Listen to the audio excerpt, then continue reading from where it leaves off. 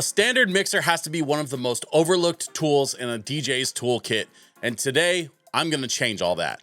What's up, everybody? My name is DJ Switch. I'm a contributor here at the DJs Guru, and today we're going over the top 5 reasons why you should be using a mixer at your gigs.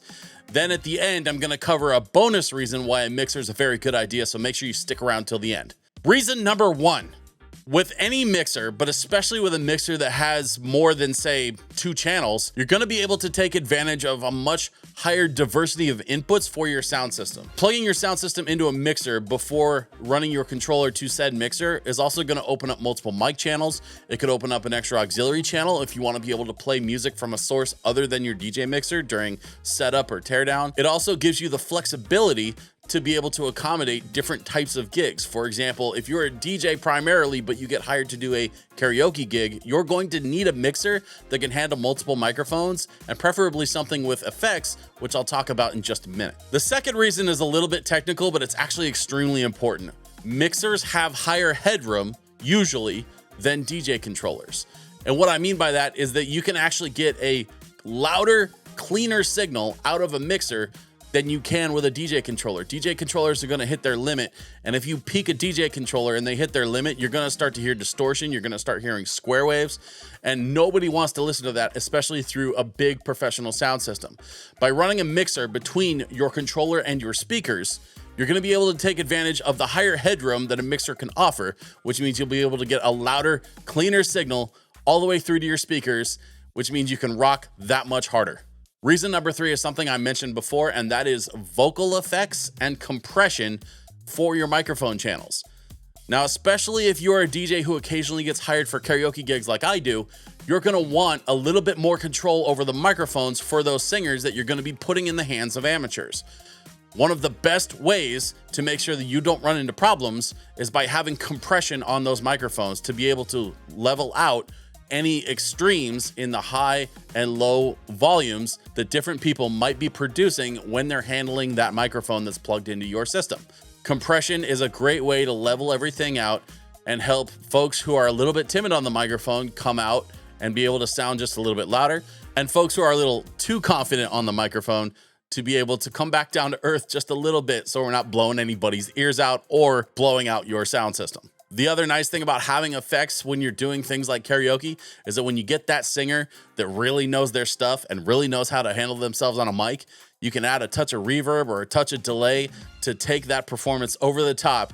And now all of a sudden you have a live performance that sounds almost as good as a recording would. So effects, compression on vocal channels is an absolute must-have if you have anyone doing any kind of singing through your sound system. And only a mixer can provide that. Reason number 4 is one that DJs don't spend a lot of time thinking about, and I think that more DJs should. And that's better EQ for your sound system as a whole by putting it through a standalone mixer. The thing about DJing, especially in a mobile environment, is that you never know what kind of room you're going to be in. For example, my last 2 gigs were in metal boxes with concrete floors. For whatever reason, that is a very, very popular architectural style of the last like 15, 20 years. We're seeing more and more rooms where exposed brick and exposed concrete and exposed metal siding is kind of like the new hip thing. The problem is those materials are terrible for bouncing sound waves all over that room, and for anybody like a DJ who's trying to get control of how that room sounds, you're going to want some level of control over your EQ, probably more control over it than your DJ controller is going to be able to offer. I can tell you right now, I play on a Rane 1, and having 3 band EQ on my music channels definitely does not cut it when I'm playing in a room full of concrete. So having a mixer where I can have much higher level control over not only the EQ, but also the effects that I mentioned before, that is what has helped me be successful on my last several gigs, playing out into rooms where, frankly, they're just not friendly to sound systems. The last reason on my list today is one that, again, I think goes overlooked by a lot of DJs. The thing about being a performer in the real world and in front of people is that it's all about that confidence. But I see a lot of DJs that are very confident about how their equipment is going to hold up to the gig until it doesn't. And so number 5 is all about having options in an emergency situation. If your computer goes sideways, if your CDs are scratched, if your thumb drive stops working, if something happens and your regular DJ setup is not going to be reliable for you, or at the very least requires a little bit of time to, say, reboot a laptop or reset your equipment, you want to have some kind of input option to be able to put something through your sound system so that the guests at the event or the people who are paying you to perform at the event don't have as much of an opportunity to realize that something has gone wrong.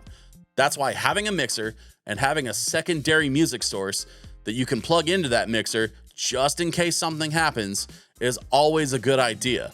A mixer is the best way to do that, especially an analog mixer that doesn't rely on any kind of computers or technology. As long as you have power to the mixer and power to the speakers, you can make some kind of noise that will keep people happy until your regular DJ rig is back up and running. Now, I know I said that there were 5 reasons, but there was actually a bonus reason that was brought to my attention by Justin here at the DJs Guru, and that is the USB interface on the back of a lot of mixers these days.